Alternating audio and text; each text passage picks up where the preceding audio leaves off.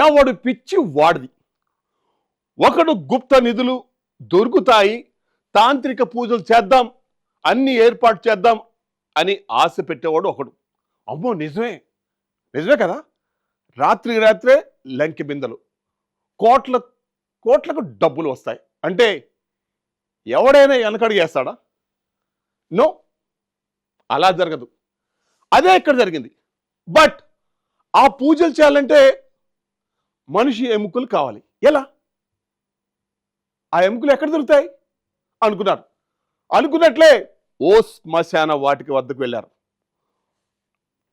ఆ శ్మశాన వాటికలో ఓ సమాధి వద్దకు వెళ్ళి అలా తవ్వేశారు.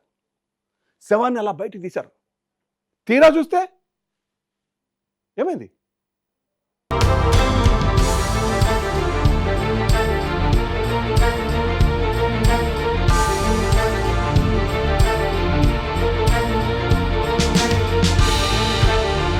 మానవుని ఎముకలతో పూజలు చేస్తే చాలు, కావలసినంత బంగారం వస్తుందన్నది వారి నమ్మకం. అంతేకాదు ఆ ఎముకలతో పూజలు నిర్వహిస్తే చాలు గుప్త నిధులు రై అంటూ పైకి వస్తాయని వారి విశ్వాసం. అయితే మనిషి ఎముక ఎలా అనే ప్రశ్న వారి మదిలో మెదిలింది. ఇక అంతే తాజాగా మృతి చెందిన జాబితా తెలుసుకున్నారు. ఏకంగా ఒక సమాధిని త్రవ్వారు. అందులో నుండి ఎముకల గూడు తీసుకున్నారు. బంగారం ఏమో కానీ చివరికి కటకటాల పాలయ్యారు. ఈ ఘటన కొమురం భీం ఆసిఫాబాద్ జిల్లా బెజ్జూరు మండలంలో జరిగింది.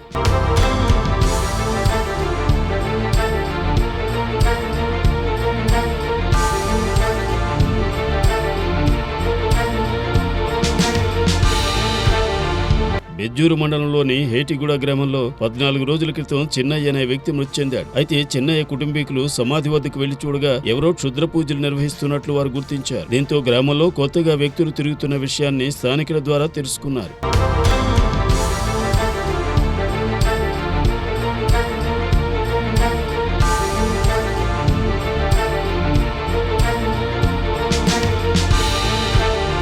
చిన్నయ్య సమాధిని త్రవ్వి ఎముకలు తీసుకెళ్లినట్టు గుర్తించిన వారు అనుమానాస్పద వ్యక్తిగా రావోజీని భావించారు. రావోజీ వద్దకు కొత్త వ్యక్తులు వస్తున్నట్లు తెలుసుకుని నిలదీయడంతో చిన్నయ్య కుటుంబ సభ్యులపై వారు దాడికి పాల్పడినట్లు సిఐ రమేష్ తెలిపారు. ఈ దాడితో మరింత అనుమానం పెరిగి స్థానిక పోలీస్ స్టేషన్లో చిన్నయ్య కుటుంబ సభ్యులు ఫిర్యాదు చేశారు.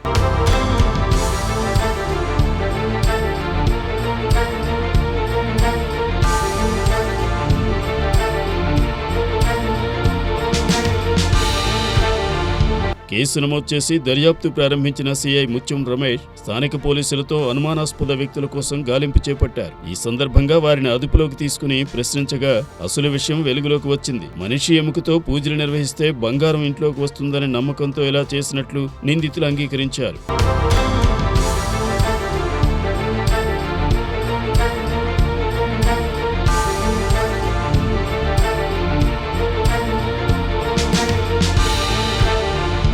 ఈ కేసు గురించి సిఐ మాట్లాడుతూ మొత్తం 5 మంది వ్యక్తులు చిన్నయ్య సమాధిని తవ్వి ఎముకలను తీసుకున్నట్లు తమ దర్యాప్తులో తేలిందన్నారు. గుప్త నిధుల కోసమే సమాధిని తవ్వినట్లు వీరు అంగీకరించారని అరెస్ట్ చేసి న్యాయస్థానం ముందు హాజరుపరచనున్నట్లు సిఐ తెలిపారు.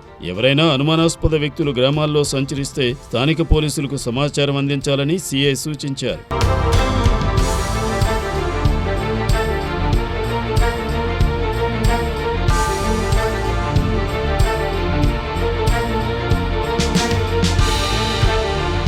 ఈ నెల 16 తారీఖు బెజ్జూర్ మండలంలో ఏటిగూడ గ్రామంలో ఒక వ్యక్తి కంప్లైనెంట్ భర్త అనారోగ్యంతో మృతి చెందినాడు. అతను మృతి చెందిన విషయం అదే గ్రామానికి చెందిన రావుజీ అనే వ్యక్తికి తెలిసింది.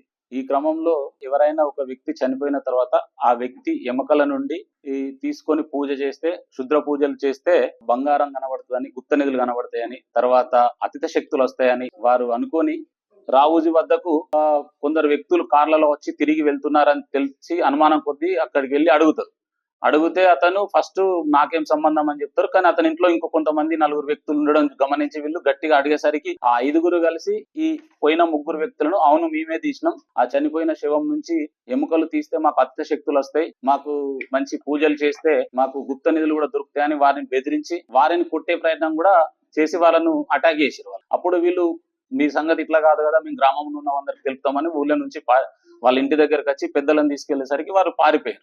అక్కడ పంచనామా నిర్వహించి వాళ్ళని పోలీస్ స్టేషన్ తీసుకొచ్చి ఇప్పుడు జ్యుడిషియల్ రిమాండ్ పంపుతున్నాం. చట్ట ప్రకారంగా వారిపై చర్యలు తీసుకోబడతాయి. నేరానికి ఓ రూపం ఉండదు, జరుగుతున్న ప్రతి రక్త చరిత్రకు చీకటి కోణం ఒకటి దాగి ఉంటుంది. ఆ నేరాన్ని కనిపెట్టి పట్టుకోవడమే పోలీసుల పని.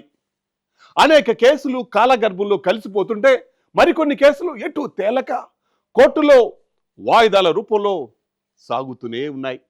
మరి బాధితులకు న్యాయం జరిగేది ఎలా? ఒక్క మాట అయితే మేము చెప్పగలం, మీ వైపు నిల్చొని మీ తరపున పోరాటం చేస్తుంది మహాక్లూస్. మీ చుట్టూ జరిగే నేరాలను మాకు ఎప్పటికప్పుడు సమాచారం అందించండి. ఇది ఇవాటి మహాక్లూస్.